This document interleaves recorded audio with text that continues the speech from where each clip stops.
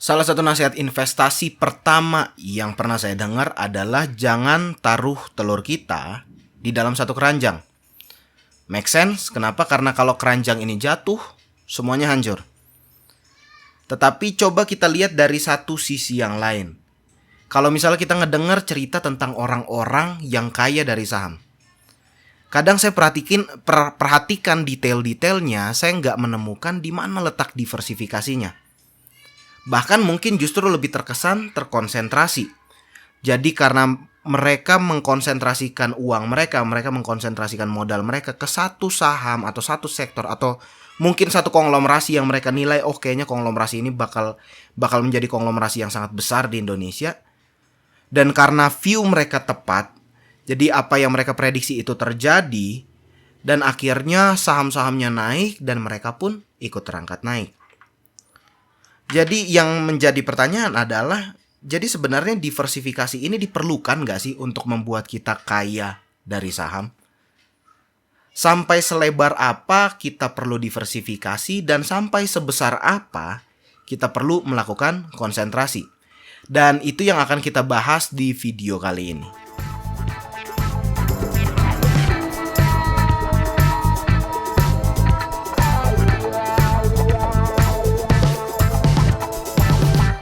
Terima kasih sudah mengklik video ini. Nama saya Joseph Gabetua, saya tim research dan analis dari Creative Trading System. Dan saya memang mengkonsentrasikan semua apa yang saya lakukan ini lebih ke arah portfolio management atau portfolio modeling. That's why saya lebih suka untuk membahas tentang hal-hal seperti ini. Dan beberapa waktu yang lalu kami sempat merilis satu kuis, kami sempat merilis satu tes yang namanya Pain Tolerance Check. Pain Tolerance Check ini sebenarnya bukan tes yang baru kami rilis pertama kali minggu lalu, enggak. Pain Tolerance Check ini sebenarnya kami udah pernah rilis dari tahun 2019. Cuman kenapa kami memilih untuk merilis ini lagi di tahun 2021? Kami melihat bahwa ada banyak perubahan. Tahun 2020 ada banyak percepatan yang terjadi, baik itu percepatan yang mungkin kita nggak akan pernah rasakan kalau misalnya memang nggak ada pandemik seperti tahun 2020 lalu. Jadi kami pikir kayaknya kami cukup penasaran bagaimana profil resiko dari orang-orang yang follow channelnya CTS. Bagaimana profil resiko dari orang-orang yang ngisi form ini. Sebenarnya sesederhana itu research yang kami mau coba lakukan. Cuman kan kalau misalnya kami cuman collect data tapi kami nggak memberikan apa-apa, buat Anda yang mengisi kayaknya nggak enak juga. That's why kami pilih untuk kami coba memberikan model-model portfolio, racikan-racikan portfolio yang mungkin sesuai, yang mungkin akan menjawab untuk orang-orang dengan pain tolerance atau dengan profil resiko seperti Anda. That's why di email tersebut dari hasil pain tolerance check, Anda mengisi formnya, lalu kami kirimkan hasilnya. Di situ kami kirimkan porsi-porsinya. Seperti itu. Dan di tahun 2019 kami mau coba share sedikit hasilnya. Jadi ini pain tolerance check result di tahun 2019. Sama seperti pengambilan data pada umumnya, yang ekstrim kanan dan ekstrim kiri, yang agresif dan konservatif, itu cenderung lebih sedikit dibanding yang ada di tengah. Yang semi agresif nih di tahun 2019 ya. Semi agresif itu ada 21%, moderat 40%, semi konservatif itu 30%.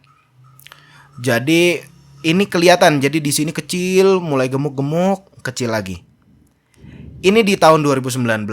Belum ada pandemik, mungkin cryptocurrency belum se-booming sekarang, belum se-hype sekarang. Dan hasil dari pain tolerance check di tahun 2021 itu seperti ini. Ini bukan 0 banget, ini 0, lah, 0, sekian, agresif juga 0, sekian. Tapi yang kita lihat di sini, yang kami lihat di sini ada pergeseran yang cukup besar. Yang masih cukup ada di agresif dan semi agresif, kami lihat mulai cenderung bergeser ke konservatif dan moderat. Kami nggak tahu mana yang mempengaruhi ini sehingga pain tolerance orang cenderung lebih rendah di waktu-waktu sekarang ini. Kami nggak tahu apa faktor yang paling mempengaruhi, tapi yang jelas ini hasilnya. Tapi yang jelas dari data yang kami dapat, memang orang sekarang dalam kondisi sekarang itu cenderung lebih semi konservatif. At least kalau saya boleh mengerucutkan, orang-orang yang follow CTS. Kami nggak bilang ini mewakilkan seluruh investor yang ada di Indonesia, enggak. Tapi simply orang-orang yang follow CTS itu semakin hari cenderung semakin konservatif. At least dalam 2 tahun ke belakang. Kayak gitu. Jadi pain tolerance check ini sebenarnya ini cek yang biasanya dilakukan oleh fund manager, oleh manajer investasi ketika mereka mau ada investor yang mau menitipkan uang ke mereka. Mereka perlu profiling dulu nih orang kira-kira pain tolerance-nya sebesar apa. Mana yang menurut dia itu beresiko dan kira-kira mereka butuh waktu sampai seberapa lama untuk mentoleransi resiko tersebut. Kayak gitu. Jadi manajer investasi, reksadana ataupun apapun kegiatannya yang penting ya fund manager lah. Mereka ini perlu melakukan risk profiling dulu. Dan itu juga yang kami lakukan di sini. Kami mencoba risk profiling. Tapi bedanya kalau misalnya manajer investasi begitu mereka selesai melakukan risk profiling, mereka tahu oke, ini orang toleransi resikonya segini. Yang mereka tawarkan adalah nih, mungkin ini yang jadi instrumen investasi yang cocok buat lo. Mungkin ini jadi alternatif investasi yang paling sesuai buat lo. At least modelnya seperti inilah. Kayak gitu. Jadi dari situ mereka akhirnya menawarkan oke, ini mungkin yang paling sesuai. Sedangkan kami ini bukan manajer investasi. Goal kami sebagai trading educator adalah membuat investor jadi lebih mandiri. Kami mau membuat investor bukan malah semakin ketergantungan kepada siapapun termasuk kepada kami. Goal kami adalah membuat investor lebih mandiri. Bukan membuat mereka semakin bergantung. That's why yang kami coba berikan adalah ini mungkin racikan portfolio yang akan menjawab kebutuhan lu dengan pain tolerance yang seperti lu. Seperti Bapak Ibu. Seperti itu. Jadi kami coba racik. Ini bukan riset yang susah untuk kami lakukan. Kami cuma cukup punya source untuk melakukan research ini. Jadi kami coba cari portfolio model dari reksadana yang ada di Indonesia. Dan kami coba rangkum semuanya. Kami coba cari minimal ada 5 untuk setiap kelasnya. Untuk setiap kelas resikonya. Dan kami coba lihat model ini tuh sebenarnya benang merahnya seperti apa. Bentuk paling dasarnya seperti apa, dan itu yang coba kami tawarkan, yang coba kami kasih lihat ke Bapak Ibu, dan kami nggak mungut biaya apapun, itu kami kasih gratis kayak gitu. Dan itu ibaratnya sebagai ucapan terima kasih kami karena Bapak Ibu berpartisipasi dalam riset kecil-kecilannya kami kayak gitu. Jadi sebagai trading educator itu yang kami lakukan. Kami mencoba membuat Bapak Ibu lebih mandiri dengan memberikan ini loh model yang mungkin sesuai, ini loh model yang mungkin menjawab kebutuhan Bapak Ibu. Dan menurut kami, ini sebenarnya yang lebih menguntungkan.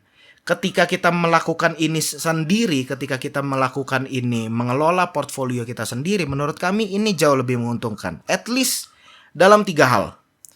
Pertama, manajer investasi, reksadana, itu mereka hidup dari managerial fee yang kita bayarkan setiap tahun. Untung atau nggak untung, itu tetap kita bayarkan setiap tahun. Kalau mungkin nggak kita bayarkan, at least mungkin dipotong dari modal kita. Jadi pertama itu ketika kita berusaha mengelola portofolio kita sendiri, kita coba meracik portofolio kita sendiri, kita akan aman dari potongan fee seperti itu, yang konsisten dipotong setiap tahun.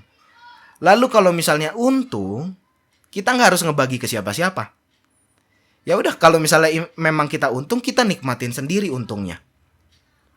Itu yang menurut saya benefit kedua kalau misalnya kita mengelola portofolio kita sendiri. Lalu yang ketiga, sederhananya seperti ini. Kita bisa lebih fleksibel. Bursa ini kan bergerak dengan cepat. Terutama dalam 2 tahun ke belakang banyak perubahan-perubahan yang terjadi secara cepat di bursa kita. Kayak gitu, termasuk ada ya misalnya ada sekarang yang mungkin lagi cukup terlihat besar adalah sentimen tentang digital banking. Jadi inklusi keuangan. semua perbankan-perbankan yang bertransformasi yang akhirnya mengganti nama menjadi bank digital atau misalnya saling merger dan akuisisi segala macam. Jadi misalnya kita punya view bahwa yes, digital banking, inklusi keuangan ini kayaknya bakal take part di bursa kita ke depannya. Sedangkan mungkin sekarang produk reksadana itu yang produk reksadana yang tematik belum ada yang mengakomodasi view kita ke arah situ. Jadi di sini kita bisa lebih fleksibel. Misalnya kita punya view bahwa contoh sederhana misalnya ya, saya optimis dengan grup Saratoga bisa take part di bursa kita lebih besar dalam beberapa tahun ke depan. Jadi saya mau membentuk portofolio saya yang ada porsi yang bisa dibilang ini menjadi portfolio tematik yang dananya terkonsentrasi ke grup-grup Saratoga atau ke grup Salim Group lah misalnya. Kayak gitu. Jadi misalnya saya meracik portfolio yang mana dananya itu terkonsentrasi ke sana. Kayak gitu. Itu bisa lebih fleksibel untuk saya lakukan kalau saya kelola itu sendiri. Sedangkan mungkin produk reksadana atau misalnya produk-produk dari instansi keuangan lainnya, mereka nggak bisa mengakomodir view kita seperti itu. Kayak gitu ya. Lo terima aja nih modelnya seperti ini. Suka nggak suka ya ikutin aja. Kalau misalnya memang mau nitip dana di sini ya ikut view kita. Seperti itu. Jadi menurut saya, at least dari 3 ini, dengan kita mengelola sendiri, kita bisa mendapatkan ongkos yang lebih murah dan potensial reward yang mungkin jauh lebih besar. Potensial reward yang gak harus dibagi ke siapa-siapa. Kayak gitu. Pertama seperti ini. Mutual fund atau reksadana atau manajer investasi itu mungkin jadi instrumen yang populer lah. Kalau di US, mereka banyak ada nama-nama besar seperti BlackRock, ada Vanguard dan mutual fund lainnya lah. Kayak gitu. Kenapa mereka bisa memberikan kinerja portfolio yang bagus, mereka bisa memberikan performance yang bagus dan akhirnya nyuruh orang-orang udahlah investasi ke kita aja, ngapain pusing-pusing. Menurut saya ya, bursa mereka atau underlying aset yang mereka beli itu memang memiliki kinerja yang bagus. Underlying aset yang mereka beli itu punya kinerja yang bagus. S&P 500, Nasdaq, Dow Jones itu semuanya memiliki kinerja yang bagus. Bahkan di periode pandemik mereka terus mencapai all time high. Kayak gitu terus. Sedangkan di bursa kita, manajer investasinya kan underlying asetnya, underlying dari setiap produk investasi yang mereka tawarkan itu adalah saham-saham yang ada di bursa kita. Sedangkan saham-saham yang ada di bursa kita, saham-saham yang menggerakkan ISG, itu dalam sekitar 4 tahun ke belakang, itu tuh nggak kemana-mana. Coba kita lihat kapan terakhir ISG menyentuh level all time high-nya. Coba kita lihat ISG. Kapan terakhir kali ISG menyentuh level all time high-nya? ISG terakhir menyentuh level all time high itu ada di Februari 2018. At least ini menggambarkan seperti apa untuk orang-orang yang investasi dari sekitar 4 tahun ke belakang. Itu sangat mungkin modal mereka tuh gak kemana-mana. Untuk orang-orang apalagi yang mereka yang menggunakan jasa reksadana, mereka menggunakan jasa manajer investasi, sangat mungkin dana mereka gak bertumbuh sama sekali. Mungkin growth di tabungan mereka, di rekening mereka biasa, itu bisa lebih tinggi dibanding yang mereka taruh di saham. Kayak gitu, niatnya masukin ke saham untuk mengungguli inflasi, dapat kinerja yang lebih tinggi dari deposito, segala macam. Pada akhirnya dibanding sama tabungan juga masih kalah. Menurut saya itu bukan salah dari manajer investasinya, bukan. Itu juga bukan salah dari, kayaknya nih mereka salah kelola. Menurut saya bukan, simply underlying asetnya aja yang nggak mendukung untuk industri keuangan bisa perform dengan baik. Jadi bukan masalah salah kelola atau salah modeling dan segala macam. Menurut saya mungkin masih mirip-mirip aja lah. Ya mutual fund cara ngelolanya ya kayak gitu-gitu aja. Nggak banyak strategi-strategi khusus yang mereka lakukan. Tapi simply karena underlying asetnya aja yang nggak perform dengan baik, that's why Di sini menurut saya untuk kita menggunakan jasa pihak ketiga, untuk kita menggunakan jasa manajer investasi atau reksadana itu kurang menguntungkan. Pertama, kita udah harus bayar terus. Setiap tahun itu udah ada fixed cost yang harus kita keluarkan untuk membayar dana kelolaan kita. Yang kedua, kalau misalnya ada profit, mereka potong juga. Kayak gitu. Dan satu poin tambahan ya, kalau misalnya kita punya satu view yang lebih spesifik, itu nggak bisa kita lakukan karena ya kita mesti nunggu mereka keluarin produk investasi tersebut dulu, baru kita bisa masuk. Kayak gitu. That's why di sini menurut saya ketika kita mencoba meluangkan sedikit waktu, untuk mengetahui, at least nggak harus banyak, at least kita mengetahui sedikit gimana sih caranya kita melakukan membentuk portofolio yang diversified enough dan concentrate enough. Dalam mengelola portfolio, satu prinsip yang saya pegang itu adalah diversified enough untuk tidak membuat kita bangkrut, dan concentrate enough untuk bisa membuat kita kaya dari saham.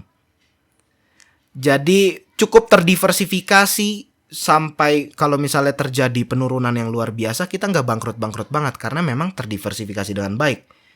Kayak gitu. Mereka resikonya karena resiko yang menerjang itu berbeda, sehingga kalau misalnya satu sektor jatuh masih ada sektor lainnya yang bisa menopang. Kayak gitu. Diversified enough untuk nggak bikin kita bangkrut, dan concentrate enough untuk bisa bikin kita kaya. Kalau terlalu terdiversifikasi juga, kalau terlalu lebar juga, gimana kita mau kaya dari saham? Mungkin ada saham yang naik sampai 100% nggak akan berasa juga di portofolio kita. Kayak gitu. That's why ketika membentuk portfolio, salah satu yang kami rekomendasikan adalah kita porsiin. Kami nggak bilang kalau misalnya portofolio yang terkonsentrasi itu artinya 80% duitnya semuanya masuk langsung ke sektor atau grup yang kita konsentrasikan, lalu 20% sisanya kita pegang cash. Menurut saya nggak seperti itu. Jadi ada satu hal yang perlu kita sadari, bahwa ISG ini kan kepentingan banyak pihak. Jadi kita perlu menghold itu juga. Kita perlu menghold kepentingan banyak pihak ini, karena ya memang kalau ISG sampai jatuh luar biasa, ada banyak pihak yang dirugikan. That's why kita perlu menumpangi itu juga. Di samping kita memang punya view sendiri bahwa uang kita harus terkonsentrasi misalnya di satu sektor atau di satu grup tertentu. Kayak gitu. Jadi dari satu hasil result, jadi kan saya ikutan tesnya juga. Kayak gitu. Saya dapat seperti ini. Dan di sini kalau misalnya kita lihat, ini ada penjelasannya. Bapak Ibu juga mungkin dapat hal yang sama. Ini ada penjelasannya. Consumer 20% portfolio, Big Bang. Kenapa Big Bang? Ya karena memang di bursa kita itu yang menguasai cukup besar itu kan dua-duanya Big Bang, BCA dan BRI. That's why ini kita kasih porsi yang wajar juga untuk Big Bang 20%, bukan bank tapi Big Bang. Lalu infrastructure dan telekomunikasi 20%. Concentrated stock 20%. Jadi misalnya kita punya view terhadap satu sektor tertentu, atau misalnya misalnya komoditas atau digital sentiment kita konsentrasikan ke situ, itu saya taruh 20%, lalu risk free asetnya 20% juga. Kayak gitu. Jadi ini seperti apa gambarannya? Yang mau benang merah dari porsi-porsi portfolio ini adalah kita boleh punya view sendiri, kita boleh punya gambaran, kayaknya menurut saya ini yang bakal maju deh ke depannya, kayaknya ini yang bakal naik ke depannya. Cuman kalau misalnya kita taruh semua modal kita di situ, menurut saya itu membuat resiko dari portfolio kita semakin besar. Apalagi kalau misalnya view kita ini untuk saham-saham yang mungkin belum berkapitalisasi besar dalam kondisi sekarang. Kayak gitu. That's why menurut saya perlu kita taruh porsi-porsi saham yang memang memegang porsi penting, memegang peranan penting dalam menggerakkan ISG. Di sini porsinya di mana? Ya ada di Big Bang, ada di consumer, ada di infrastruktur dan telekomunikasi. Kayak gitu. Jadi 60% ini yang masih relate dengan ISG. Lalu 20% yang memang konsentrasinya kita, yang memang uang kita kayaknya karena kita punya view besar ke arah sana, ya kita konsentrasikan ke sana juga. Kayak gitu. Tujuannya kita membuat porsi untuk saham-saham yang berkapitalisasi besar. Tujuannya untuk apa? Sederhananya seperti ini. Kalau misalnya view kita salah. Ya, kalau misalnya view kita benar, semuanya indah. Kalau bisa 100%. Kalau kita bisa jamin bahwa view kita ini pasti benar. Cuman masalahnya siapa yang bisa jamin itu? Kayak gitu. Jadi, kalau misalnya ternyata masa depan yang kita bayangkan itu tidak terjadi, atau misalnya saham-saham yang kita bayangkan kayaknya ini bakal jadi raksasa ini ke depannya, itu ternyata salah, korelasi portfolio kita dengan ISG itu nggak lari-lari banget. Jadi kalau misalnya ternyata kita konsentrasi di grup LIPO misalnya, tapi ternyata grup LIPO dalam beberapa waktu ke depan tidak perform dengan baik, sedangkan ISG-nya naik gila-gilaan, at least kinerja portfolio kita itu masih bergerak searah lah dengan ISG. Ya mungkin di bawah, tapi at least masih bergerak searah. Kalau ISG ke utara, ya kita juga ikutan ke utara. Kayak gitu. Jadi kalau misalnya kita salah,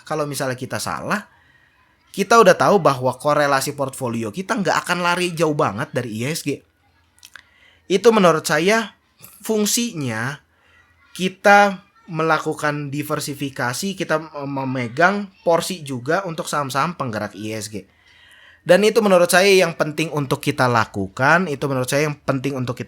Ketika kita mencoba membedah nih, selebar apa kita perlu melakukan diversifikasi dan sebesar apa ketika kita mau melakukan konsentrasi di satu sektor atau di satu grup atau di satu saham tertentu. Kayak gitu. Jadi kalau misalnya dalam hal diversifikasi biasanya ya kalau misalnya Bapak Ibu kayaknya ngelihatnya consumer, big band, infrastruktur dan telekomunikasi, kayaknya saya mau lebih random daripada itu deh. Kayaknya saya mau coba cari-cari sektor yang lain, ya mungkin saya mau masukin KLBF, itu kan ya ini mungkin masih masuk di consumer lah. Jadi biasanya yang sering saya pakai itu adalah saya kumpulin nih saham-saham yang memang kapitalisasinya besar, liquid juga, nilai transaksinya besar setiap harinya, lalu volatilitasnya tuh nggak terlalu tinggi lah. Kayak gitu. Dan di sini saya buat matriksnya, at least biar menggambarkan saham-saham mana aja yang korelasinya rendah. Pertama, dalam diversifikasi itu kan yang perlu kita lakukan, kita perlu mencari aset-aset yang memang nggak saling berhubungan satu dengan yang lainnya. That's why di sini kita perlu melihat mana yang tidak saling berhubungan. Tapi masalahnya kan kalau misalnya kita bilang tidak saling berhubungan secara apa? Sentimen. Kalau misalnya ngomong kinerja, ya kinerja ya mungkin kalau misalnya kita bilang sektor digital sama sektor batubara, ya mungkin hampir nggak ada hubungannya lah. Apa hubungannya coal, batubara sama sektor digital? Kayaknya kecil kalau kita mau cari korelasinya. Cuman kan ini kita mau lebih spesifik, kita mau ngelihat kinerja sahamnya aja deh. Kita mau ngelihat kinerja sahamnya saling berkorelasi kah, atau misalnya mereka justru korelasinya sangat rendah kah? Itu yang mau kita cari. Kayak gitu. That's why di sini saya buat matriks sederhana. Ini Bapak Ibu juga bisa bikin sendiri sih, gampang buatnya. Misalnya ini BCA, BRI. Jadi kalau misalnya asetnya sama, sahamnya sama, ya jelas korelasinya satu, korelasinya sempurna. Tapi yang mau kita cari di sini adalah saham-saham yang korelasinya rendah. Di antara minus 25% sampai 25% lah ibaratnya. Ya ini misalnya saya mau ganti jadi mau lebih rendah lagi 20% misalnya. Nah, jadi lebih sedikit. Jadi misalnya kalau saya mau melakukan diversifikasi, misalnya saya udah punya BRI. Saya punya saham BRI. Jadi alternatif saham yang bisa saya masukkan yang korelasinya cukup rendah dengan BRI adalah HMSP, TPIA, ICBP, CEPIN, UNTR, INTP, dan lain-lain. Dengan kita melakukan ini, apa yang bisa kita dapat? Kita bisa dapat nilai dari diversifikasi itu, yaitu untuk mengamankan resiko. Kalau BRI turun, belum tentu HMSP, TPIA, ICBP, CEPIN, dan lain-lain ini ikutan turun juga. Kenapa? Karena based on history, korelasi mereka rendah. Kayak gitu ya. Ini misalnya cuma 2021 doang. Misalnya saya ganti 2020 lah. Saya cari-cari dalam ini 2020 putih semua karena memang semuanya bergerak searah, semuanya krisis. Misalnya 2019 di tahun-tahun yang gak krisis. Kayak gitu HMSP, TPIA, ICBP ini hampir setiap tahun BBRI korelasinya cukup rendah dengan HMSP, TPIA, ICBP, dan lain-lain ini. Kayak gitu. Jadi itu mungkin alternatif yang bisa kita lakukan dalam hal kita memilih porsi saham-saham yang mau kita buat, saham-saham besar yang mau kita isi di dalam portofolio kita. Baru nanti kita isi dengan saham-saham yang memang view kita terkonsentrasi ke sana. Misalnya kita cari, view saya yang terkonsentrasi dengan Saratoga Group. View saya Saratoga Group bakal berkinerja dengan bagus nih ke depannya. Ya udah, di situ nanti saya porsikan sesuai dengan porsi yang ibaratnya kalau misal di sini jadi patokan lah. Kayak gitu. Jadi angka-angka ini sebenarnya kami dapat dari mana? Angka ini kami melihat reksadana, kami lihat portfolio modeling mereka seperti apa, dan setelah disamerikan kami cari benang merahnya, kira-kira racikan mereka tuh seperti ini. Kayak gitu. Jadi itu kira-kira yang mau saya sampaikan di dalam video singkat kali ini. Yang mau saya sampaikan adalah menurut saya memang untuk membuat seseorang menjadi sangat kaya di bursa saham, kita perlu konsentrasikan uang kita di satu sektor tertentu. Tetapi bukan berarti kita tidak melakukan diversifikasi sama sekali. Justru peran kita melakukan diversifikasi supaya kalau misalnya view kita gagal, view kita salah, kita masih punya saham-saham yang menjadi pegangan kita, yang mana ini kita isi dengan saham-saham yang memang menggerakkan ISG, yang merupakan kepentingan dari lebih banyak orang. Kayak gitu. Jadi itu menurut saya salah satu tips dan trik ketika kita mau melakukan diversifikasi. Jadi kalau misalnya dibilang portofolio kita konsentrasinya kemana, kita tahu portofolio kita konsentrasinya kemana. Tetapi just in case kita salah memprediksi masa depan yang kita bayangkan, kita masih punya saham-saham dengan kapitalisasi besar, kita masih punya porsi-porsi saham-saham yang memegang peranan penting untuk ISG yang bisa menopang at least korelasi dari portofolio kita tidak lari jauh banget dari korelasi ISG. Kira-kira seperti itu materi yang mau saya sampaikan pada hari ini. Thank you buat semua yang sudah mendengar. Please like kalau misalnya Bapak Ibu suka dengan materinya, dislike kalau tidak suka, dan kalau misalnya Bapak Ibu menemukan video ini berguna, please subscribe. Dan kalau misalnya memang Bapak Ibu melihat bahwa kayaknya saya perlu mempelajari sedikit lebih banyak tentang portfolio management, kami punya kelasnya. Bapak Ibu tinggal lihat di kolom deskripsi, kami akan lampirkan link untuk melihat materi seperti apa yang diajarkan. Itu bisa dilihat di situ. Jadi itu aja. Thank you and see you in the next video. Bye.